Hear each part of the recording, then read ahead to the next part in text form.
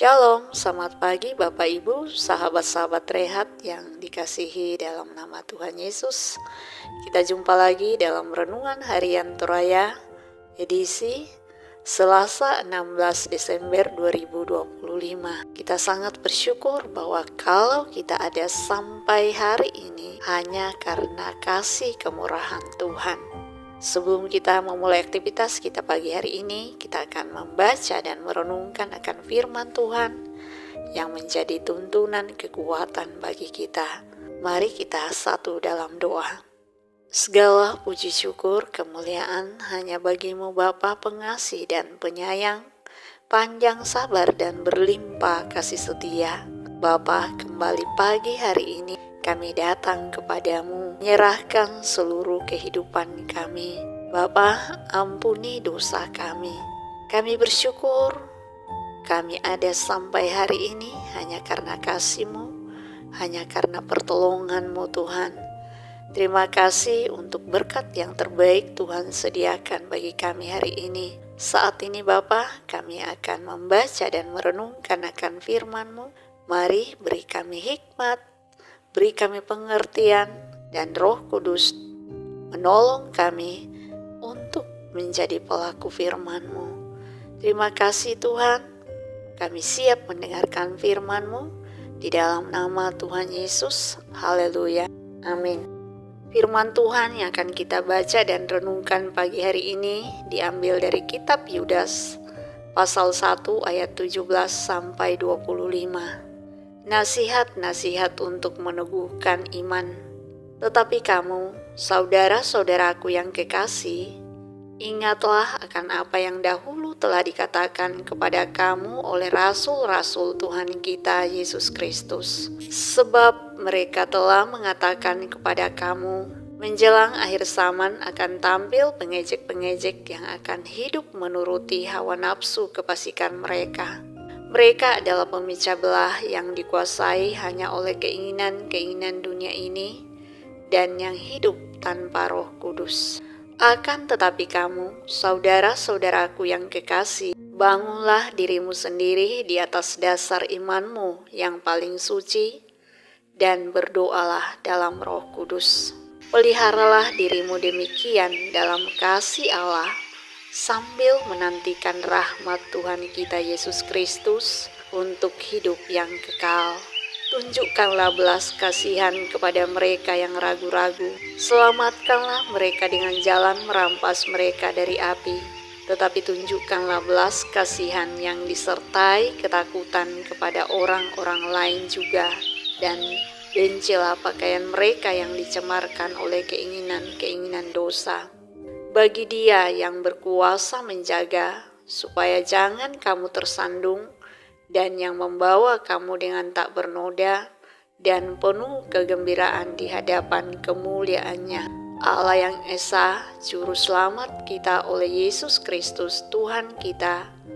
Bagi Dia adalah kemuliaan, kebesaran, kekuatan, dan kuasa sebelum segala abad dan sekarang dan sampai selama-lamanya. Amin. Tema renungan kita pagi hari ini, meski kamu diejek, moi amu diteleh.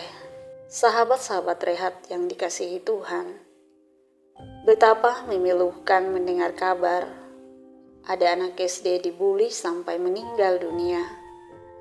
Itu bukan hanya kisah sedih, melainkan dapat dibaca sebagai pertanda betapa masa ini adalah masa kelam yang kian menimbulkan kecemasan dan kebingungan. Betapa tidak, perundungan ternyata terjadi juga dalam hal-hal yang terkait dengan agama dan iman. Sebenarnya, dalam arti tertentu, perundungan bukanlah hal baru, hanya saja penyebab dan dampaknya terasa lebih luas dan kian menjadi-jadi. Orang Kristen mula-mula sebenarnya mengalami gangguan dan perundungan dari pihak luar. Betapa menyakitkannya bahwa orang-orang yang hidup mengikuti hawa nafsu kefasikan justru berbalik mengejek orang-orang beriman.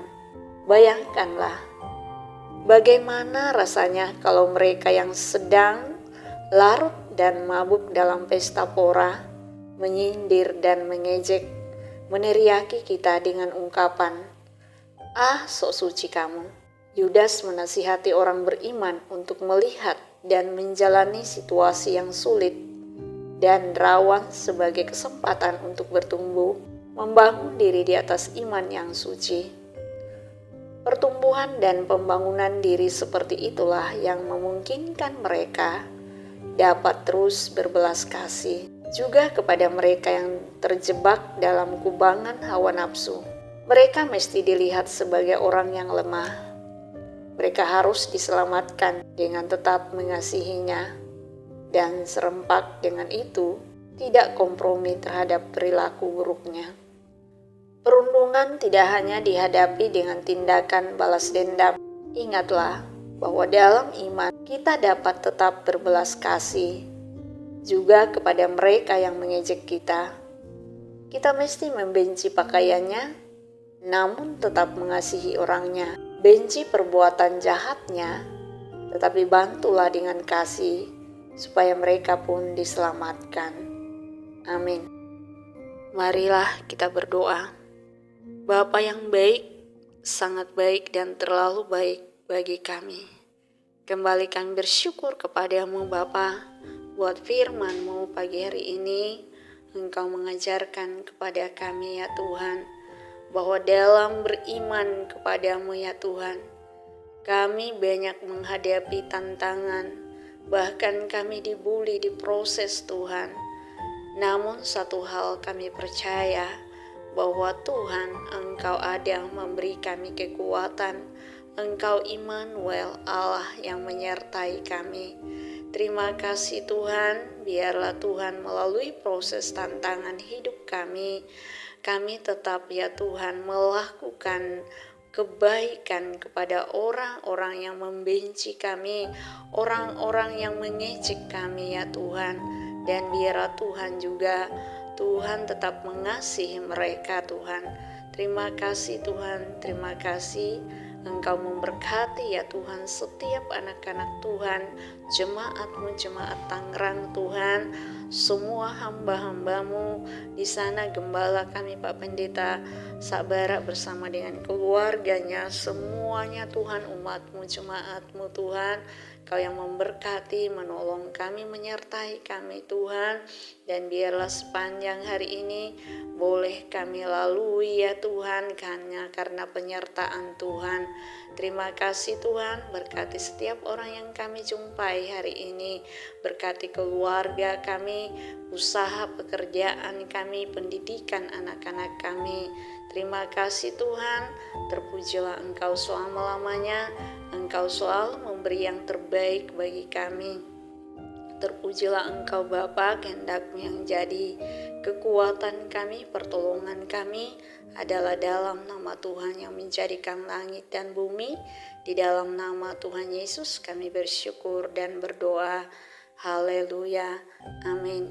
Demikianlah renungan kita pada pagi hari ini. Tuhan Yesus